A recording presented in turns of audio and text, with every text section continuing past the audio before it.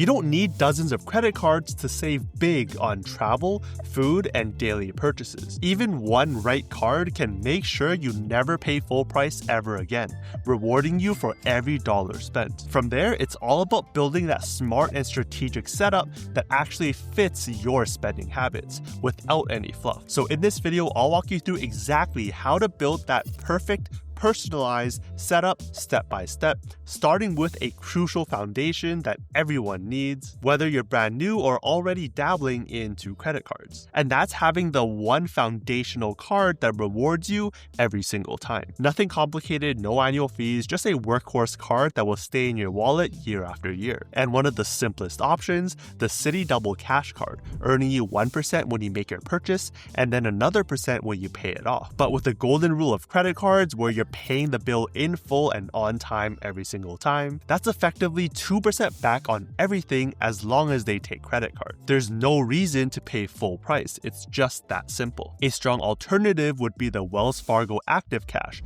giving you a flat 2% back on everything, but adds a bonus like cell phone protection, extra coverage at no extra cost. Both these cards are relatively easy to get approved for, plus they kick things off with a solid welcome bonus, earning you $200 back after spending $500 in the first 3 months on the Active Cash, or $1,500 in the first 6 months on the Citi Double Cash. That's 40 and 13% back on that initial spend on things you would have spent on anyways. And the same could be said for pretty much any card we'll talk about today, giving you that welcome bonus for an upfront burst of value on the card. Now, while 2% should be the baseline on all of your spend, you can push higher in special cases. For example, if you're with Bank of America and have over $50,000 in assets, including in the Merrill investments, you'll get a 50% boost towards their credit card rewards. Take that and apply it to their no annual fee Ultimate Cash Rewards card, and that bumps the 1.5% back on everything up to 2.25% back. Have $100,000 with them,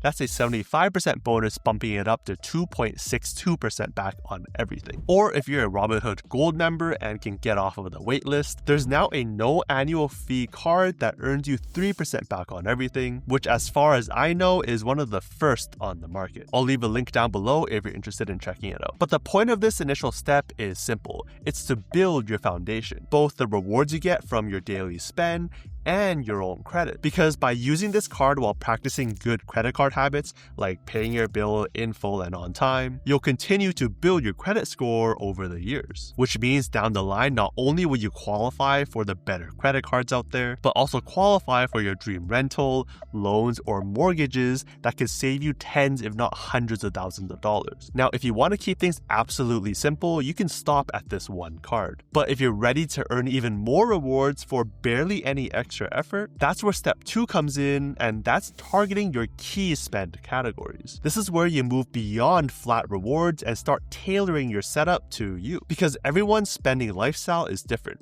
The best setup for me may not be the best for you. Actually look back at your past few months of statements and see where your money is being spent on. Because most people have clear patterns. For some, it's about food, maybe groceries and dining. For others, it might be travel, like flights or even gas. That's why in this section, I'll walk you through 6 of the major categories most people will spend in. And for everything outside of these, that's where your foundation card from step 1 comes in, making sure you never earn less than that 2% baseline. Also, don't feel like you need to chase a card for every single category. Focus on your top 1 or 2 categories where you spend most. Because following the classic 80-20 rule, 80% of your value will come from 20% of your effort. That's what will keep your setup simple but powerful. First, and one of my biggest categories is food, specifically dining. And this is an area where the rewards can easily hit 3% or more, which can really add up if you eat out a lot. A great option here is the Capital One Savor Rewards card, a powerful no annual fee card that will earn you 3% back on dining with no limits. Another strong pick is the US Bank Altitude Gold card, also with no annual fees, which bumps you up to 4 times points on dining, although with a cap of $2,000 per quarter. Yes, it does say 4 times points, but because you can redeem into a US bank account at 1 cent per point rate, that's similar to just 4% back. Both of these cards also come with a solid welcome bonus of $200 or 20,000 points after spending $500 in the first 3 months or $1,000 in the first 90 days. Next is groceries, and while the Savor Rewards and the Altitude Go card give you value here, with 3% on the Savor and just 2 times points on the Altitude Go, there are even better cards out there if groceries is a major category for you, like the American Express Blue Cash Preferred card, earning you a massive 6% back on US supermarkets, up to $6,000 of spend per year. Not to mention the welcome bonus earning $250 after spending $3,000 in the first 6 months. Hard to beat. Yes, it does have a $95 annual fee, but the first year is $0, giving you a chance to test out if the math works for you or not. If not, you can change to the younger sibling, the Amex Blue Cash Everyday card, which will still earn you 3% back on grocery spend. So whether the extra 3% spend is worth the $95 in annual fees is entirely up to you. But say you actually spent and maxed out the $6,000 per year.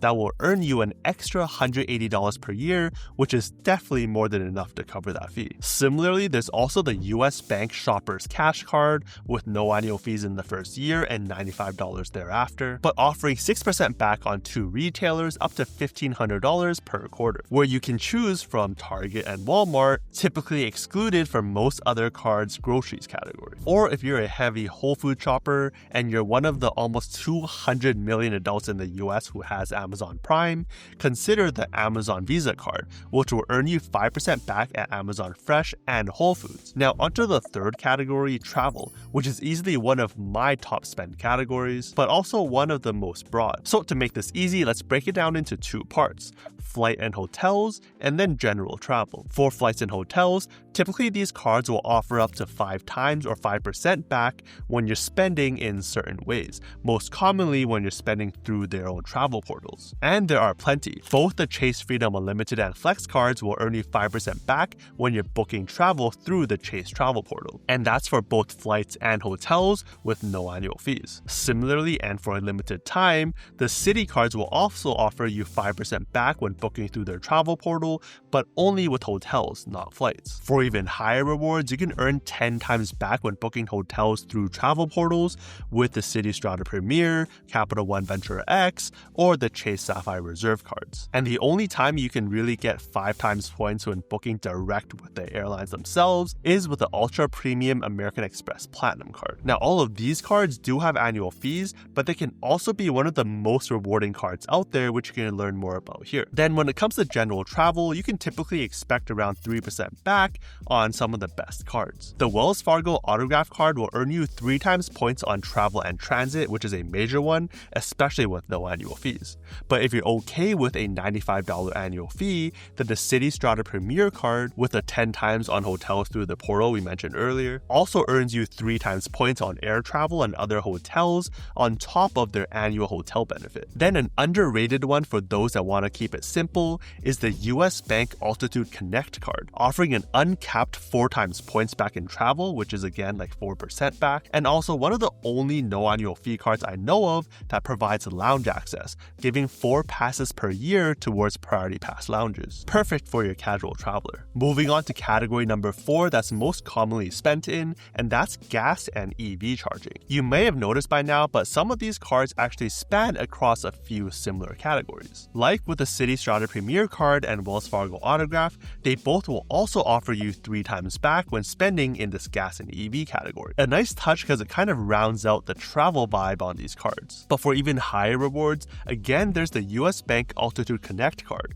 the one that gave us 4 times points towards travel. It also shines here, giving 4 times points towards gas and EV charging, up to $1,000 per quarter. If you need more than that, the PNC Cash Rewards card will offer 4% back in this gas category, up to $8,000 per year, which is one of the highest caps around. Or if you're a Costco member, there's the Citi Costco Visa card, which will give you 5% back at Costco gas, or 4% back on other gas gas and EV charging, up to a total of $7,000 per year. Not a major spend category for myself, so I typically will just put this type of spend on my Citi Strata Premier for that 3 times points. On the other hand, this 5th category I do spend in, but have pretty much overlooked up until researching for this video. Up until now, I've just been using my foundation card here, but surprisingly, there's some pretty underrated options for this retail and online shopping category. A hidden gem here is the Bank of America Customized Cash Card, which has a unique feature offering you 3% back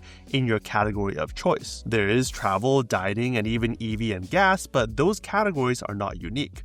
What is the online shopping category, which includes what you would expect like fashion, electronics, and toys, but also services like cable, internet, and select streaming. And because it's a Bank of America card, the preferred rewards can kick in again with a 50 or 75% boost, bumping that to 4.5 or 5.25% back on that category. The only downside is, combined with the 2% back category, it's only up to $2,500 of spend per quarter. But for your casual shopper, getting over 5% back in this online shopping category is really unique. For a simpler option, there's the Amex Blue Cash Everyday card from the grocery category that will also earn you 3% back on online US retail up to $6,000 per year, again with no annual fees. For higher rewards, but with more restrictions, there's the US Bank Cash Plus card, where you'll earn 5% back in 2 categories up to $2,000 of spend per quarter. For retail, you can choose department stores, select clothing stores, or electronics. Yes, it's not as broad, but much easier to get.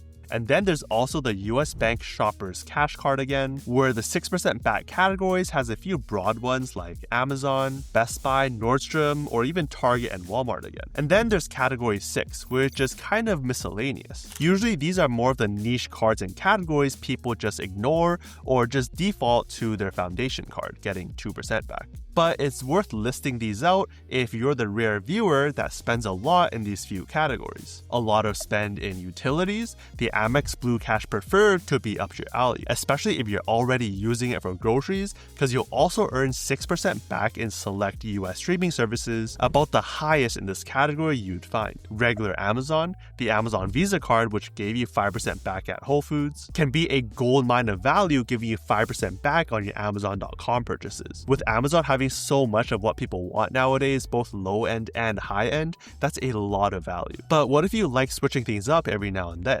Well, of course, there's the Bank of America Customized Cash Card, but there's also the Citi Custom Cash Card, giving you 5% back in your top spend category, up to $500 every month. Maybe you're touring the best food spots one month, and then you're doing home renovations the other. You have that flexibility. On the same vine, there's also the Chase Freedom Flex Card, giving you 5% in pre-select rotating categories, up to $1,500 per quarter, with regular appearances like PayPal, groceries, and even Amazon. And for those paying a lot of rent, the Bilt MasterCard remains one of the best cards to earn points on rent without fees, while also giving you 3 times points on dining and 2 times on travel, making it a pretty flexible everyday card as well. With that said, again, just focus on your top 1 or 2 spend categories to keep it simple. Get 80% of the value for just 20% of your effort. Alright, by now you've got your foundation card, making sure you always get some sort of baseline value, and a couple others giving you 3 to 6% back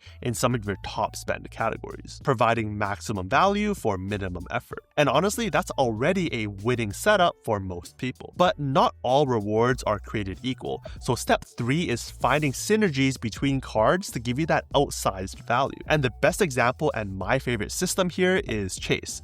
Here's why. First, Chase has one of the best no annual fee lineups, including their Freedom Unlimited and Flex, which combined will offer you 1.5% back on everything, 3% back on dining and drugstores, 5% back for travel through their portal, and rotating 5% categories every quarter. But here's where things get interesting. Although these are advertised as cashback cards, you'll actually earn Chase Ultimate Reward points instead, so 1.5, 3 and 5 times points per dollar spent in those categories. And while you can cash them out at 1 cent per point, you can do a lot better. Because if you eventually add a Chase Sapphire Preferred or Reserve card to your lineup, you can then pool your points together and redeem them for higher value through the Chase Travel Portal at 1.25 or 1.5 cents per point, depending on the card. That means instead of paying $1,000 for your flight or 100,000 points, you only need 80,000 or 66,667 points. No spending restrictions, no specific airlines or hotel brands, no blackout dates, just using the Chase Travel Portal like you would use any other portal. When used in that way,